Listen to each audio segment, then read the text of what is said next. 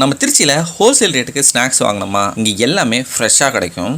ஒரு சின்ன மளிகை கடை வச்சுருந்தாலும் சரி, பெரிய ஸ்டோர்ஸ் வச்சுருந்தாலும் சரி, அவங்களுக்கு தேவையான எல்லா விதமான ஸ்நாக்ஸும் கம்மி ப்ரைஸ்லையும் நல்ல குவாலிட்டிலையும் வச்சுட்டு இருக்காங்க. தரமான மாஸ்டர்ஸை கொண்டு செய்கிறனால நல்ல டேஸ்ட்டாக இருக்குது. காலையில் ஃபுல்லாக வியாபாரிங்க வந்து வாங்கிட்டு போயிடுவாங்க. ஈவினிங் வந்து வேலையை முடிச்சுட்டு வர நிறைய பேர் இந்த கடையில் சில்லறை வியாபாரம் வாங்கிட்டு போவாங்க. உங்கள் வீட்டு ஃபங்க்ஷனுக்கு இல்லை நிறைய ஸ்நாக்ஸ் வாங்குவீங்க அப்படின்னா இந்த கடை ஒரு தடவை ட்ரை பண்ணி பாருங்கள். உங்களுக்கு பெஸ்ட்டான ப்ரைஸில் கொடுப்பாங்க.